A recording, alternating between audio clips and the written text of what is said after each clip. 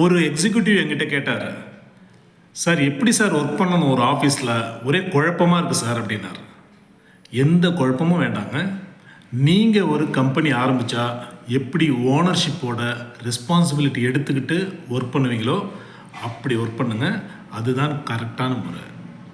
ஒரு சில கம்பெனிஸ் உங்களோட ஒர்க்குக்கு உடனடியாக ரெக்கக்னிஷன் கொடுப்பாங்க. ஒரு சில கம்பெனிஸ் 1 வருஷம் 2 வருஷம் கழித்து கொடுப்பாங்க. ஒரு சில கம்பெனிஸ் சில பல வருடங்கள் எடுத்துக்கிட்டு அதுக்கப்புறம் தான் உங்களை ரெக்கக்னைஸ் பண்ணுவாங்க.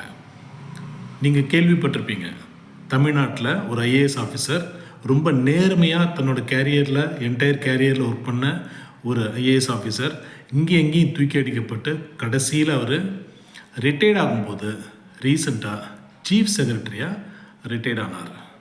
பல வருடங்கள் எங்கேயும் ட்ரான்ஸ்ஃபர் ஆகி ஒரு டிபார்ட்மெண்ட்டில் கூட ஒரு போர்ட்ஃபோலியோவில் கூட ரொம்ப நாள் இல்லாமல் ரொம்ப அலக்கழிக்கப்பட்டு கடைசியாக அவர் எல்லாத்தையும் பொறுத்துக்கிட்டு அப்பவும் கூட தன்னுடைய நேர்மையை விடாமல் தன்னுடைய பதவியை விட்டுடாமல் தொடர்ந்து இயங்கிக்கிட்டே இருந்தார். கடைசியில் அவர் திடீர்னு சீஃப் செக்ரட்டரின்னு ஆர்டர் கொடுத்தாங்க. சில பல வருஷங்கள் சீஃப் செக்ரட்டரியாக ஒர்க் பண்ணி ரிட்டையர்ட் ஆனார். யாருன்னு உங்களுக்கெல்லாம் தெரிஞ்சிருக்கும், கேள்விப்பட்டிருப்பீங்க. இப்படி ஒரு நல்ல எக்ஸிக்யூட்டிவ், ஒரு நல்ல மேனேஜர், அவருக்கான ரெக்கக்னிஷன் ரிட்டையர்ட் ஆகும்போது கூட கிடைக்கும். அது வரைக்கும் பொறுமையாக இருக்கணுமா அப்படின்னா இருந்தால் நல்லது. முயற்சி பாருங்கள்.